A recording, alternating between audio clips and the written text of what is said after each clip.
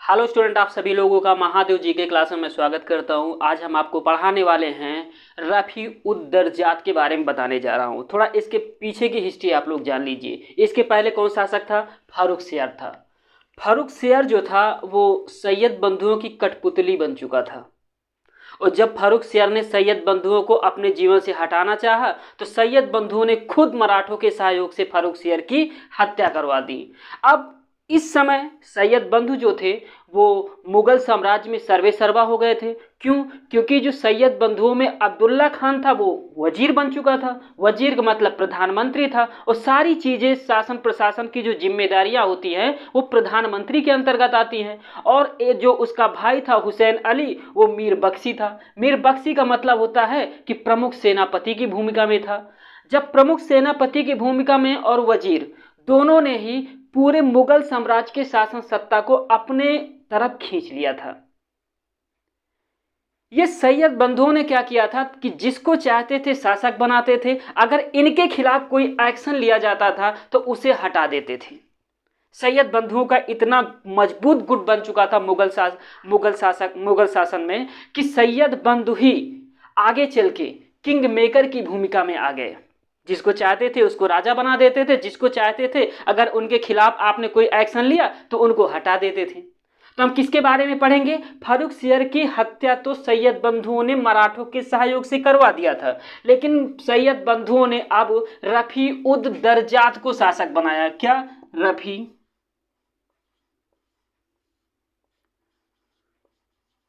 उद दर्जात, ठीक, रफ़ी उद दर्जात को शासक बनाया इन्होंने। इसका शासन काल कब से कब तक था? 18 फरवरी से 4 जून तक। कब से कब तक था शासनकाल? शासनकाल 18 फरवरी से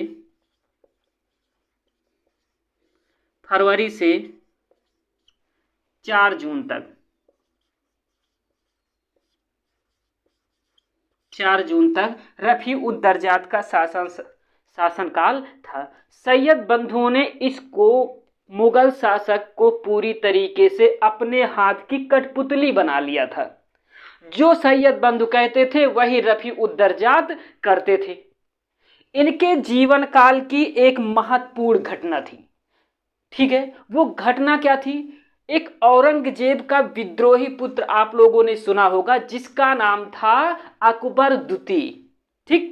औरंगजेब का एक विद्रोही पुत्र था।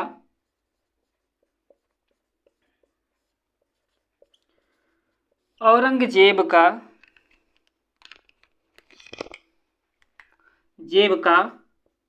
विद्रोही पुत्र क्या नाम था उसका? अकबर द्वितीय। अकबर द्वितीय का ही एक बेटा था जिसका नाम था निकुसियर। क्या नाम था? उसका नाम था निकुसियर, ठीक। क्या नाम था?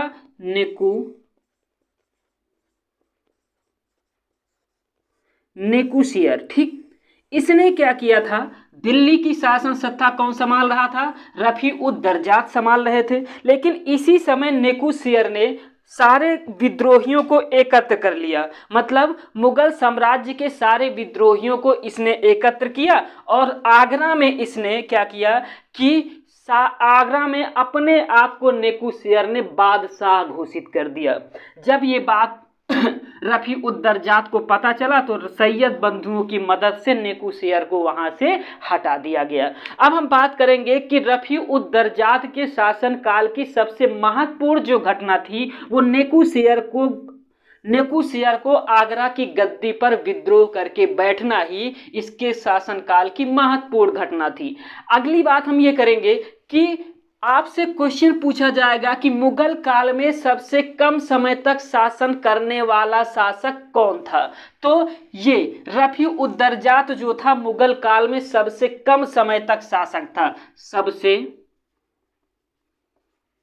कम समय तक शासक था। शासक था।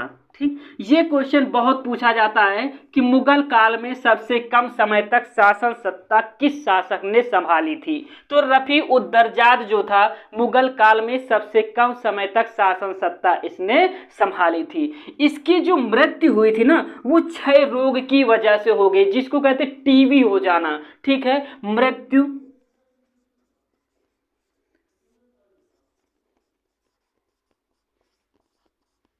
इसकी मृत्यु जो है ना, वो टीवी की वजह से हो गई थी, मतलब क्षय रोग की वजह से रफी उद्दरजात की मृत्यु हो गई थी। हम ये कह सकते हैं कि रफी उद्दरजात की मृत्यु कैसे हुई थी। तो रफी उद्दरजात की मृत्यु जो है वो क्षय रोग के कारण हो गई थी। रफी उद्दरजात से आपके 3 क्वेश्चन बनेंगे। पहला क्वेश्चन, मुगल काल में सबसे कम समय तक शासन सत्ता संभालने वाला शासक कौन था? रफी उद्दरजात था। रफी उद्दरजात के समय की सबसे महत्वपूर्ण घटना थी औरंगजेब का एक विद्रोही पुत्र अकबर द्वितीय था, और अकबर द्वितीय का एक पुत्र नेकुशेर था। नेकुशेर ने आगरा में विद्रोह करके आगरा की गद्दी पर अपने आप को शासक घोषित कर दिया था। दूसरा पॉइंट बन गया। तीसरा पॉइंट आपका ये बना कि रफी उद्दरजात की मृत्यु कैसे हुई थी। रफी उद्दरजात की मृत्यु क्षय रोग के कारण हुई थी। ठीक, अब सैयद बंधुओं ने क्या किया? सैयद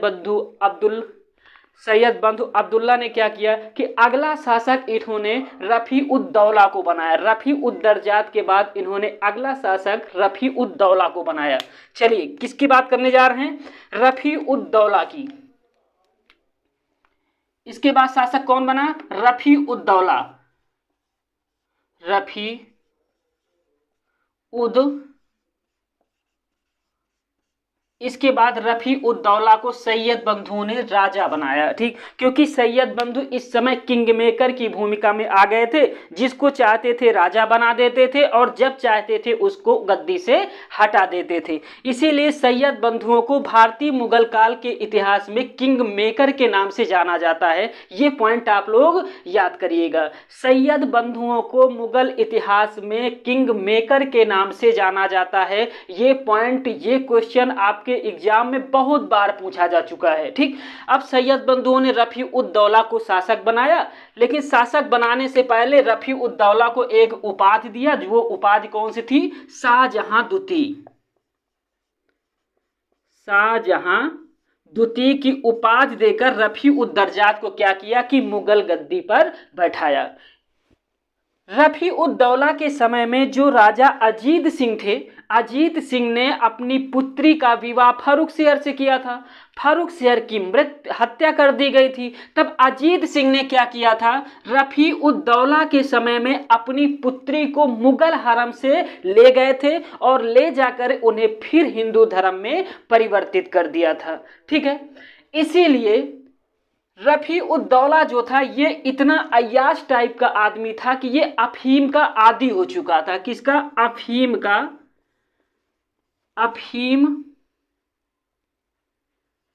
अफीम का आदी हो चुका था। आदी हो चुका था। ठीक, और शासन सत्ता इस समय मुगल साम्राज्य की सैयद बंधुओं के हाथों में पूरी तरीके से एकत्रित हो चुकी थी।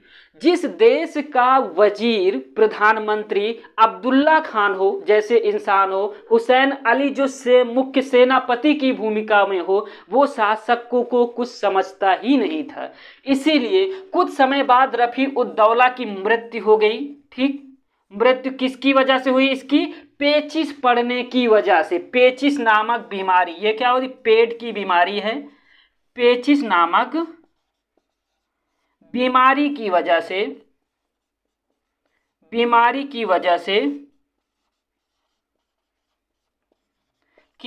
मृत्यु हो गई। ठीक, घटना इसके समय की कौन सी है? अजीत सिंह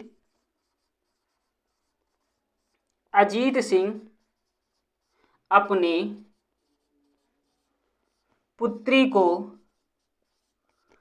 पुत्री को मुगल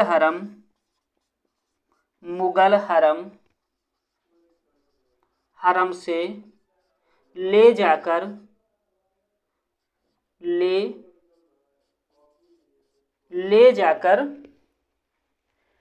हिंदू धर्म में परिवर्तित करा दिया, परिवर्तित करा दिया। ठीक।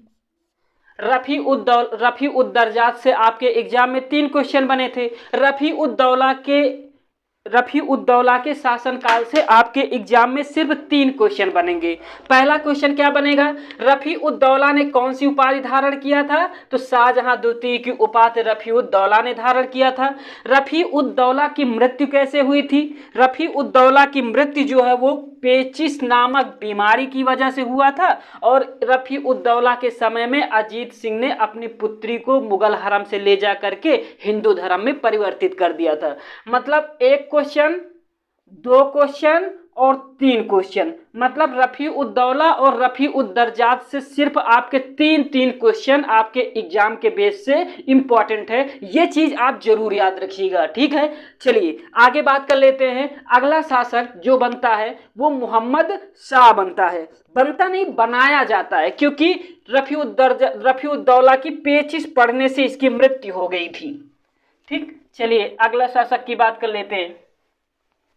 छोटे छोटे शासक हैं, कभी कभी एग्जाम में आपके पूछ लिया जाता है कि मुगल काल का सबसे कम समय तक गद्दी पर बैठने वाला शासक कौन था?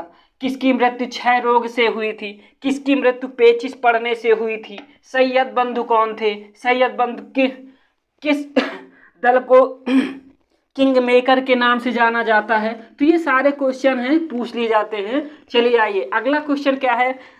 अगला शासक किसको सैयद बंधु बनाते हैं? मोहम्मद शाह को। क्या नाम है?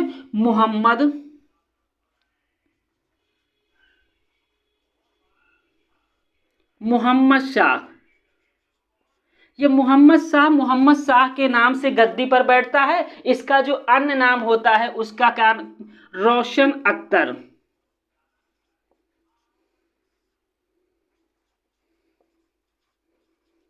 रोशन अख्तर इसका अन्य नाम होता है।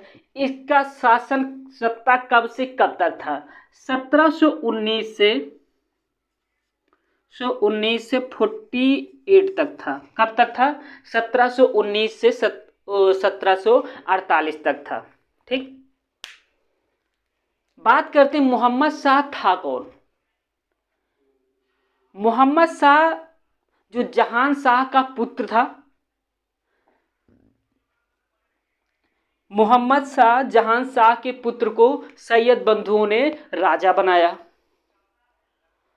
सैयद बंधु लगातार किंग मेकर की मुख्य भूमिका की श्रेणी में आ गए थे, इसीलिए अब मोहम्मद शाह जो था ना, इसको अपने कंधे से उतार फेंकना चाहता था। ठीक, मोहम्मद शाह सैयद बंधुओं के समय से लगातार शासकों को गद्दी पे बैठाना उतारना सैयद बंधुओं का प्रमुख कार्य था।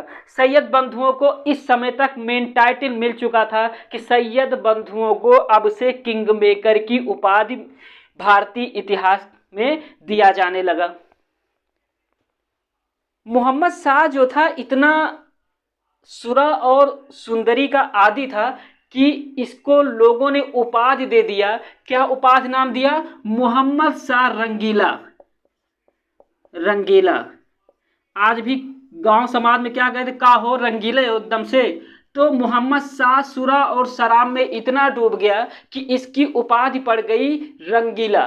क्वेश्चन आपसे इस तरह पूछे जाएगा, किस मुगल बादशाह को रंगीला के नाम से जाना जाता है? रंगीला की उपाधि किस मुगल शासक को दिया गया था? ठीक, तो मोहम्मद शाह को रंगीला की उपाधि दिया गया था। मोहम्मद शाह ने यह सोचा कि बहुत हो गया, अभी तक शासन के जो सबसे मुख्य डिसीजन होते थे वो सैयद बंधु लेते थे। सैयद बंधुओं को मुगल सत्ता से हटाने का मोहम्मद शाह ने एक प्लान बनाया। मोहम्मद शाह ने कहा कि अगर मोहम्मद अमीन खान के सहयोग से मोहम्मद शाह ने प्लान बनाया कि अगर आप सैयद बंधुओं को मुगल प्रशासन से पूरी तरीके से हटा दोगे, हटाने में मेरी मदद करोगे, तो हम आपको वजीर का पद दे देंगे। मोहम्मद अमीन खान ने कहा ठीक है, हम कोशिश करते हैं कि अब सैयद बंधुओं को हटाने का नंबर आ गया है। अच्छा, रीजन क्या था इनको हटाने का? क्योंकि शासक जो था, बिना शासक के परमिशन से सैयद बंधु मुगल प्रशासन को चला रहे थे। शासन की हस्तक्षेप करने, मतलब सम्राट के हस्तक्षेप करने पर सैयद बंधु क्या हो जाते थे? नाराज हो जाते थे, और अच्छा बुरा का डिसीजन भी सैयद बंधु करते थे। राजा कोई और साम्राज्य को चलाने वाला कोई और। ये चीजें मोहम्मद शाह को खलने लगी थी। था तो रंगीला ही टाइप का, लेकिन उसको इतना जरूर पता चल गया था कि अब हमें सैयद बंधुओं को हटा देना है। मोहम्मद अमीन खान के सहयोग से सैयद बंधुओं की हत्या करवा दिया जाता है। इसी समय मोहम्मद शाह के समय में ही, ठीक, फारस का शासक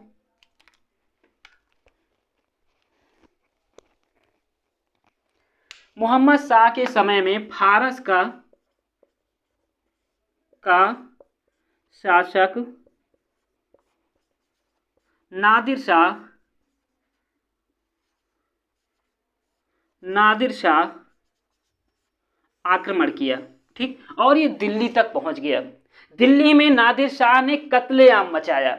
सिर्फ आपसे ये क्वेश्चन पूछा जाएगा कि नादिर शाह ने किस शासक के समय में दिल्ली पर आक्रमण किया था, तो वो शासक कौन था? मोहम्मद शाह के समय में नादिर शाह ने दिल्ली पर आक्रमण किया था। ज़्यादा डीप में नहीं जाएंगे, क्योंकि जो क्वेश्चन आपके एग्जाम में पूछे जाते हैं, जिस तरीके से पूछे जाते हैं, सेम टू सेम हम वही चीज़ आपको बताएंगे, ठीक है। बाकी हिस्ट्री तो ब्राट है, जितना अंदर जाओगे उतना ही आप उसमें चले जाओगे। इसीलिए जो क्वेश्चन पूछे जाते हैं हम पॉइंट टू पॉइंट आपको बताने की कोशिश कर रहा हूं, क्योंकि इस उत्तर मुगल कालीन शासकों में कोई इतना इंपॉर्टेंट शासक नहीं है जिसके बारे में अच्छे से एक्सप्लेन किया जाए। सिर्फ क्वेश्चन ही आपके एग्जाम में पूछे जाते हैं, ठीक। तो फारस का शासक नादिर शाह 1739 में मोहम्मद शाह के समय में दिल्ली में कत्लेआम मचाया था। इसी के समय में मोहम्मद शाह की शासन सत्ता इतनी कमजोर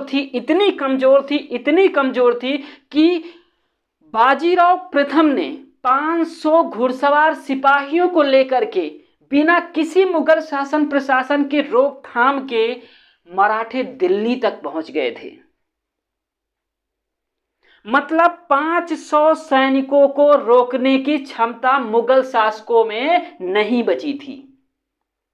हम ये कह सकते हैं कि मुगल शासन सत्ता इतना कमजोर हो गया था कि किसी बाहरी व्यक्ति विद्रोही को रोकने में असक्षम था।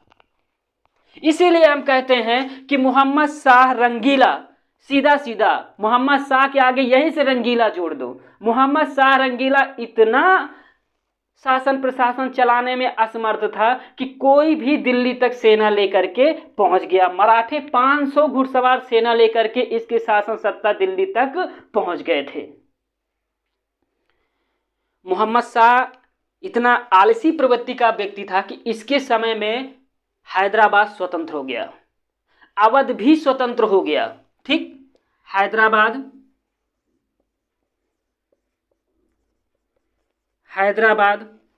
अवध, बंगाल, बिहार,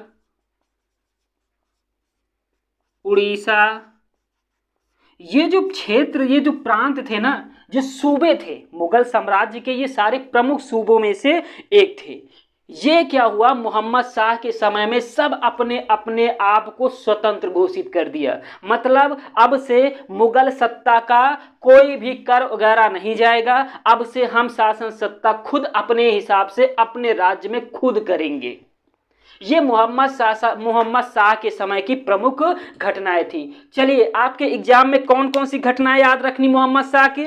पहली बात, मोहम्मद शाह को उपाधि मोहम्मद रंगीला की मिली थी। इसका अन्य नाम रोशन अख्तर था। मोहम्मद शाह के नाम से गद्दी पर बैठा था और ये जहान शाह का पुत्र था, ठीक। मोहम्मद शाह के समय में फारस का शासक नादिर शाह 1739 में दिल्ली में कत्लेआम मचाया था। या हम ये कह सकते थे कि नादिर शाह ने कब दिल्ली पर आक्रमण किया था, उस समय का शासक कौन था? तो उस समय का शासक मोहम्मद शाह था। ठीक, मोहम्मद शाह के समय में बाजीराव प्रथम के नेतृत्व में 500 घुड़सवार सैनिक दिल्ली तक पहुंच गए थे बिना किसी विरोध के। ठीक, ये भी पॉइंट बनता है।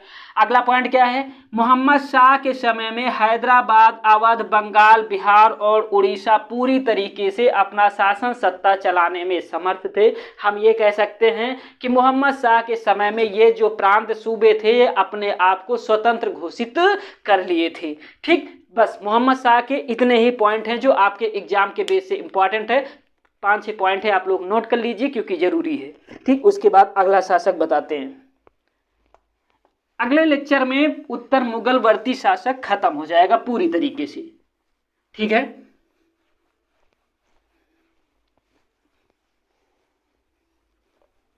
चलिए नोट करा दिया जाए इसको। 4-5 पॉइंट है, आप लोग नोट कर लीजिए क्योंकि जरूरी है। चलिए, पहला पॉइंट क्या है?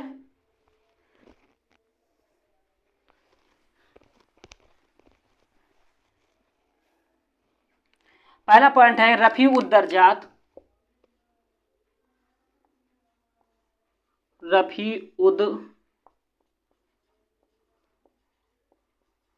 रफी उद्दरजात सबसे कम समय तक मुगल गद्दी पर बैठने वाला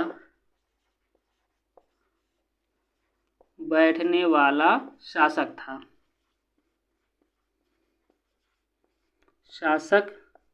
ये पॉइंट है। ठीक है, इसी समय मृत्यु लिख लीजिए।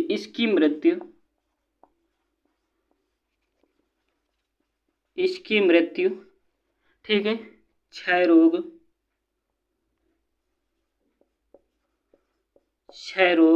जिसको हम लोग क्या बोलते हैं आज के डेट में? टीबी, कि इनको टीबी हो गया है नामक बीमारी के कारण हो गया। चलिए, अगला पॉइंट क्या कह रहा है? रफी उद्दरजात के एक लाइन लिख लीजिए। रफी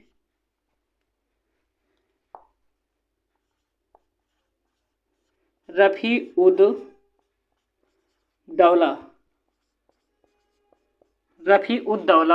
ने शाहजहां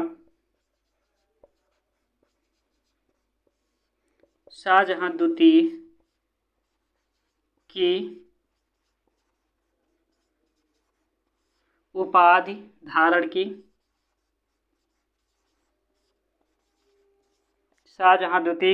धारण की। इसके समय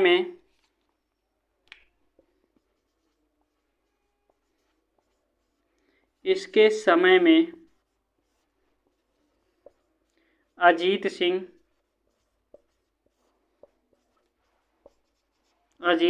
अपनी पुत्री को मुगल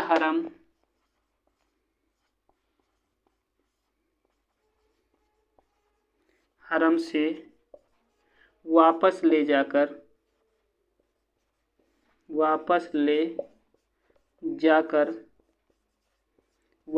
जाकर हिंदू धर्म में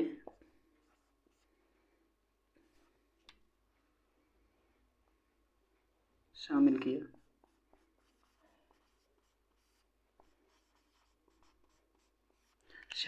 किया। चलिए, इसकी मृत्यु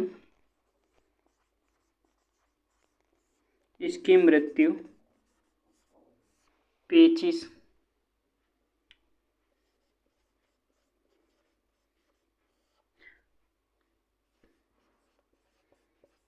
पड़ने से हो हो गई। ये 2 पॉइंट हो गए। अब हम 2-3 पॉइंट किसके बारे में लिखेंगे? मोहम्मद शाह के बारे में लिख लेते हैं। चलिए आइए 2-3 पॉइंट मोहम्मद शाह के बारे में नोट कर लेते हैं। चलिए,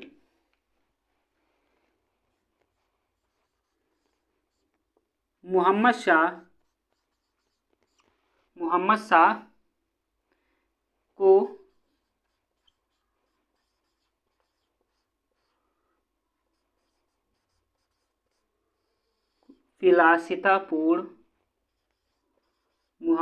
को विलासितापूर्ण जीवन व्यतीत करने के कारण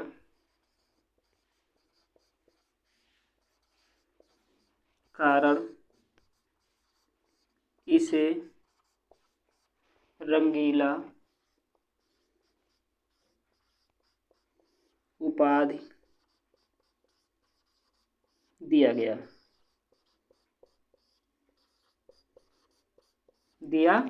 चलिए कुछ पॉइंट और लिखिए। इसने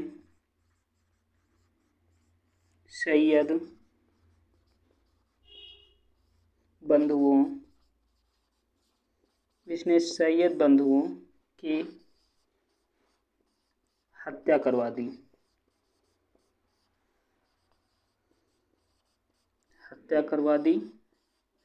और मोहम्मद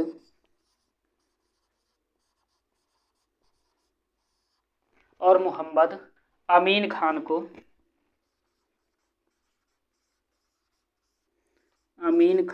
को वजीर बनाया।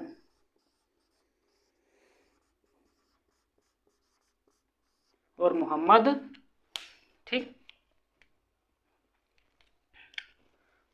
शाह के समय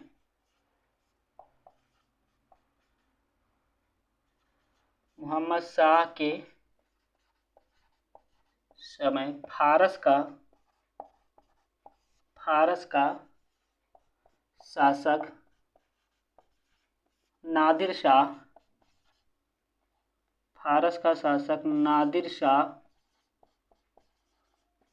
दिल्ली पर आक्रमण किया था। ठीक, चलिए आइए अगला पॉइंट क्या कह रहा है हमारा। अगला पॉइंट हमारा ये कह रहा है,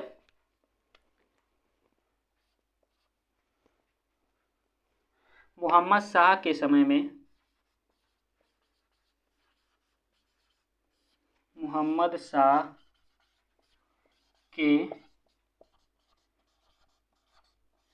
में